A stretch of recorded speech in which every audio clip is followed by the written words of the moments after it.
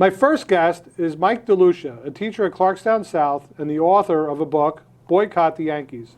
Welcome, Mike. Thank you. So delighted to have you here, and we'll hold the book up just so our viewers can see it, Boycott the Yankees, and we'll get to this in a moment. I think it's intriguing. As myself, as a lifelong Yankee fan, I enjoyed the book, and really the opportunity to have you on. I think there's some valuable insight that you'll be able to offer. But before we get to that, I wanted, for the benefit of our viewers, why don't you share a little bit about yourself? Your background. Okay, I was born in the Bronx, and before I was a teacher, actually I wanted to be a teacher when I was younger. I was an actor in school and so on and so forth. And where'd you go to school? I went to school at St. Benedict's in the Bronx and Monsignor Scanlon for high school. Right. Then I took a break from going to college. I went to acting school in the city, HB Studio. I studied with Geraldine Page for a while. Oh, wow. And that was my path. I wanted to be an actor, so I was a waiter and an actor, and enjoyed all of that. But then got married, fairly young, and had a house and had kids to support, and so the dream of acting, kind of went on the back burner. But in order to be around acting, I opened up an acting school. It was a little thing in my neighborhood. At the time, I was living in Mahopac, New York. And I also had business. I, was an entrepreneur. I had I did all kinds of things. But I enjoyed the acting school so much that I decided to go back to school and teach full time. I felt that was my call. That's what I needed to do for me. Right. Where did you go to school to get your teaching degree? I went to WCC for 2 years, and then I went to Manhattanville, where I got both my undergrad and my grad. Right. And what's your degree in? English and Ed. Great. So how long have you been teaching now at Clarkstown South? I'm just finishing my 12th year. Wow. Yeah, I for the benefit of our viewers as well, I mean, a couple of my kids have had you as a teacher, and they have this website where you can go on and rate your teachers, and you're routinely rated, off the charts by the students. So I think you definitely bring a good experience into the classroom. What do you like about teaching? My favorite thing about teaching is the kids. That's really what it's all about for me. If I could make teaching enjoyable, if I could make learning enjoyable for them, if their experience in the classroom is great, then I feel like I've done my job. I love English too. I love writing, I love reading, but it's really about the kids, and that's really my focus. If it were just about English, I would love it, but not. It's really about the kids. I just love interacting with them. If I feel as though I've made their day, or I feel as though I've done something to make their year memorable, then that's it for me. That's what I love. Right. And most teachers, I don't want to say most teachers, but many teachers will, at the end of the day, after they're done with their extracurriculars, activities, will look to go home and kind of disengage from the kids. But you've taken it one step further. You actually lead trips around the country, around the world, really, for some of your students. How long have you been doing that for? 2013, and I used to do the center stage over at South. I used to direct the shows and produce the shows. And I live in Westchester, so I'm an hour away, and it was getting too much with the commute. I wasn't getting home until 9, 10 o'clock at night, and it went on from September right through June because it was a club and the plays. And eventually I just couldn't do it anymore. Physically, I could not do it anymore. So I was teaching Romeo and Juliet, and I created this PowerPoint where I brought the kids on a virtual tour of Shakespeare's Globe Theater. And I was, saying, it'd be great to actually just bring them there. That would be a better experience than showing them this 3D, tour that you walk on through the computer. And I said, I'm going to do that. And so I decided to just go on a trip. I want to go to London, England, and and see the theater and see all the other sites in London. And then I thought, well, Paris is right there, so we'll do a London-Paris trip. So that was really it. I just wanted to, you know, bring them there to go and see these sites. And I had such a great experience, and the kids had such a great experience.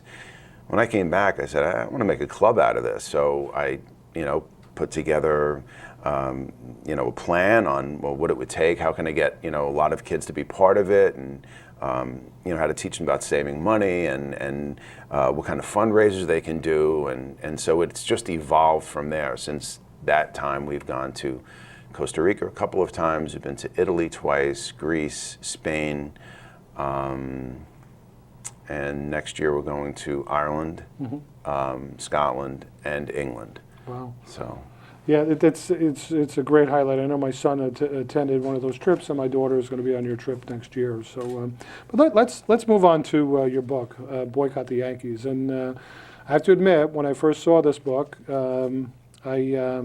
as a lifelong Yankee fan, I was like, oh my goodness, you must be a frustrated Met fan. right. But it's really not the case. I mean, you're certainly somebody that loved the Yankees, and I think loved you know, what baseball and what the Yankees were supposed to be about.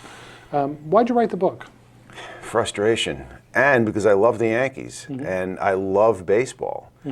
Growing up in the Bronx during the 60s and 70s, baseball was our life. We played every form of baseball: stickball, wiffle ball, softball, baseball, stoop ball, everything. And it was always about the Yankees, well, at least in my neighborhood. I mean, there were some Met fans, but for the most part in the Bronx, you were a Yankees fan.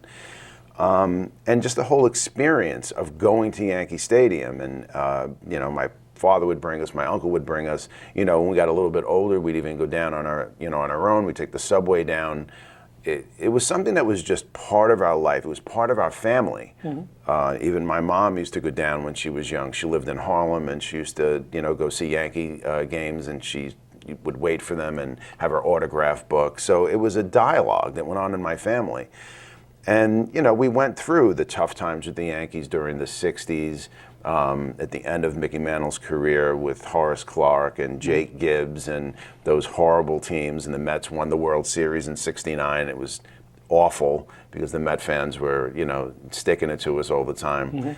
You know, it was the whole baseball cards, and, you know, it just was part of our life. And then, you know, then George Steinbrenner, you know, enters the scene, and the Yankees, you know, suddenly become great again, and rode that whole wave out. And then, you know, the 80s, and, you know, that difficult time. But then the 90s came, and now the dynasty really emerges here. And it just couldn't help but be so much part of what was happening there. But then it all kind of started, I think, when they decided to tear down the old stadium and build a new one. And I was not happy about that. Originally, they tried to say that it was structurally unsound, and that was the propaganda they were throwing out there. And it was all about money. And you know, I was thinking, how on earth could you get rid of the greatest baseball stadium in the country? How could you destroy this and build a new one? So I was against it from the start, but, you know, I accepted it, and, you know, we went on. And first time I went there, I usually sit in the bleachers. I'm not a bleacher creature. I don't go to every game, but that's where I would sit, because that's the energy in the bleachers is phenomenal. And when I got there, and you know, you go to the bleacher seats were moved. They were, because they used to be right on the right field wall, and they moved them back and up a level so they can charge more money for those seats. And there was something about yelling at the opposing players, and you know, giving it to them while you know, and there was this whole thing. And then the Yankee right fielder was right there, and you'd have, you know, something going on with him. You know, Nick Swisher, when he was there, he'd, you know, turn around, and but it was then when it really hit me. And then it was getting so expensive to go to a baseball game. This tradition of bringing your family to a baseball game was getting obliterated, because you simply couldn't afford it. You can go to a baseball game whenever you wanted. When we were, I mean, we weren't wealthy, but my father can bring us down whenever he wanted, bring the whole family down, bring my friends, he'd bring my cousins down. We'd all go down, see the game. Families today really can't do that. You can't go at will. Right. The seats are, I mean, if you want to sit way up and go on a special day, you know, the seats are $15. But for the most part, if you want to bring your family to a game, I mean, if your kids are really young and you're up in the grandstands, it's kind of hard to keep their attention. But if you want to bring your family to and sit in decent seats, it's going to cost you $500, $600 by the time, you know, everything's said and done. And that's just too much money because you can't do that. You know, you can't do that every week. Can't do that, you know, all summer long. You can't afford it. And that's really what it's about. It's about making the stadium more affordable so that people can bring their families and frequent the game as much as they want, like it used to be. That tradition is going to be gone. It's gone now. They've sold all these, you know, they have these corporate boxes, and those people who go to see the games, a lot of the times they're not Yankees fans. Right. They're in on business, and hey, we've got these seats. They're there for the food. They're there for the, you know, whatever it is, but they're not fans. So you've taken away so much of the stadium, that feel that used to be Yankee Stadium. There was nothing like it. And that's all going away. Right. And there are the owners who are responsible, the players who are responsible. They demand salaries that we're paying the bill. Right. And it's unfair for them to ask for $100 million. And that's just not $100 million for their whole career. That's for their contract, Right. $150 million. Eventually, it becomes just about ego. Because you can't spend that. You can't spend $150 million. You can't spend $100 million. I mean, you can, but that's enough money for lifetimes. Right. And we, the fans, we're the ones who are paying the bill. The owners aren't paying the bill. They're getting their salaries. They're getting whatever it is that they get. But the rest of it comes from us. They're just taking our money and distributing it how they want. And there's something very wrong about that. So I was getting very frustrated. I was talking to other Yankees fans and getting a lot of it. And I just decided, let's get together. Let's do a boycott. Let's get some publicity out there and say we want the stadium back again. We want it affordable again. And that's how I came up with the idea, and that's why I decided to write the book. You know, it's a great quick read. I will tell you that you know, listening to you kind of characterize and talk about the book. I mean, you're absolutely right. Some of my experiences. I remember back in the 80s when the Yankees were not so good, and I was in college, and a friend of mine called, and they had great seats, but it was the end of the season. Game was almost rained out, and we were literally like 7 rows from right off of third base. A buddy of mine who actually went into the Air Force shortly thereafter, and the Yankees had just been eliminated like a couple of days before the end of the season, so there was nobody at the game, and I'll never forget the experience of actually going to the game, and there was actually a scalper outside trying to sell tickets.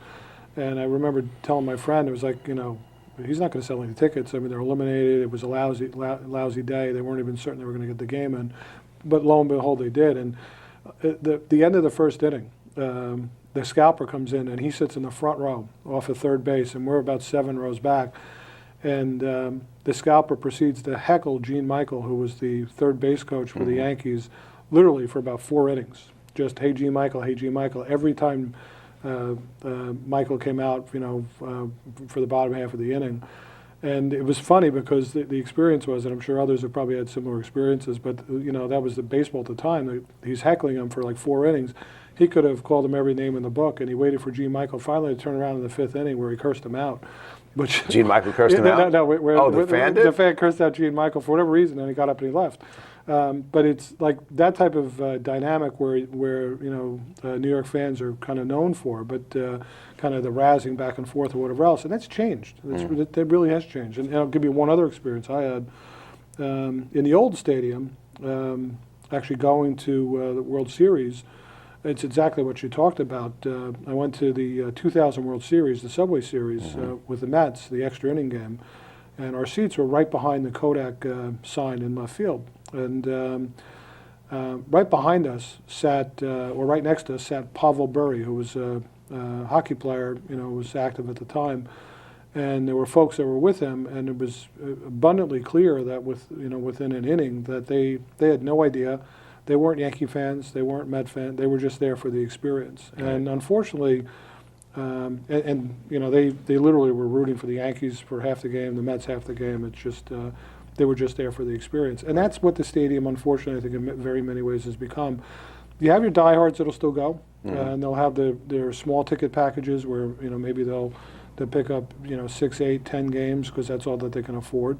But it's really kind of been taken over by corporate. You look at some of the best seats in the stadium, even for some of the best games, are empty.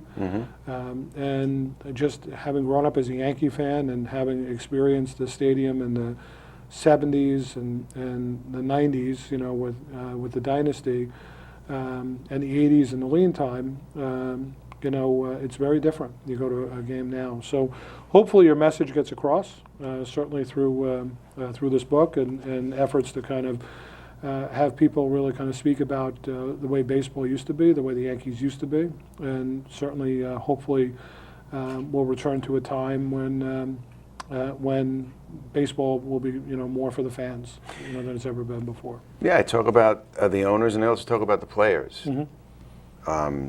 Players who sold out and players who held on to their dignity and held on to some honor amidst this tornado of money that's swirling around baseball. So I kind of, you know, talk about the old days, I talk about the owners, and I talk about the players. Right. You know, it's funny, I had this discussion very similarly with Roy White. Great Yankee. Oh, yeah.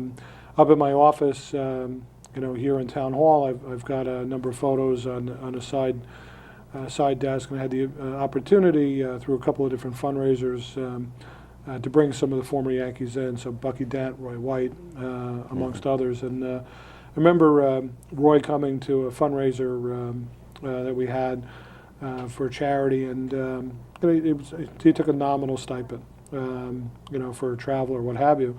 And I remember talking to him about this, and he said, you know, that's kind of also changed. You know, players back in his day would have appearances that would be coordinated with the team. It was a way in which they kind of supplemented their income off season and things of that nature. And he talked about, you know, now, you know, with the players, because they make so much, that's a whole era, that's a whole aspect of the game that's just disappearing as well. And he actually kind of joked about how could you see some of the players today? I mean, you have to pay, you know, $25,000, $30,000, $40,000, $50,000 eventually for some of these players to come for an appearance.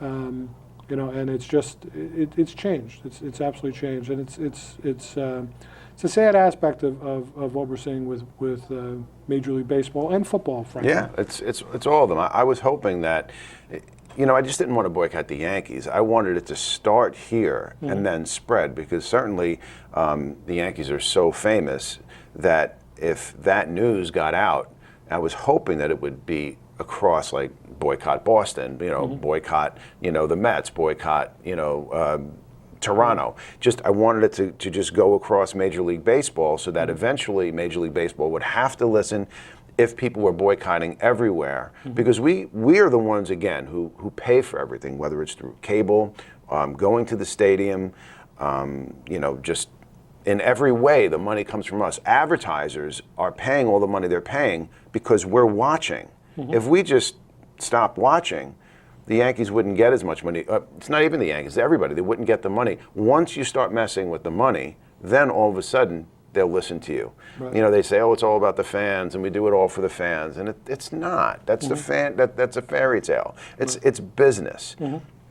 And there's enough money to go around so that everybody could be happy. There's plenty of money for baseball players to make millions of dollars, but they don't have to make hundreds of millions of dollars. Right. You know, if you made 50, 60, 70 million dollars over the course of your career, you know, that should be more than enough. I mean, look at the greats in the old days. Look at Mickey Mantle. Look at Joe DiMaggio and you know, Yogi Berra and, you know, the Yankee heroes from the past. They didn't make all this money. They used to work in the off season, and they still did it because they loved it, and they still made a good living. Now, I'm not saying that that's what they you know, any major league player should be able to live all year round and not get another job. They should make millions because they're special, but just not at the expense of the fans. That's if the owners could pay them all that money and didn't charge us as much as they did, well, all right, well then go ahead. But because they're getting paid all of that money, they throw the bill to us. And that's what this whole book is about. I want the real fans to be back in Yankee Stadium again, the way it used to be. I want it so that families could bring their children, to the game the way it used to be. That's baseball. That's the way it always was, and it's going away. Yeah, very much so. Well, we're about out of time. I do want to thank you for being such a wonderful guest. The book is called Boycott the Yankees, A Call to Action by a Lifelong Yankees Fan, by Michael DeLucia, who's a teacher here at Clarkstown South. And I want to thank you again for being a wonderful guest. And if folks want to get your book, how can they get a hold of it? Well, the best place to get it is through the website, because anything that comes through the website, I autograph. And it's boycotttheyankees.com, plain and simple. There's a place there. There's also, information on there, some other things they could look at. But, the book, you can get it there, and you can also get it at Amazon. Great. Through Amazon, though, it never comes through me, so I don't autograph it. Sure. So if you'd like an autographed copy, just go to boycotttheyankees.com, boycotttheyankees.com, and you'll receive an autographed copy from Mike DeLucia. So thank you again for being such a wonderful guest. Thank you for having me. Absolutely. Coming up, United States Army veteran, Vietnam War veteran Henry Dudek. Stay tuned.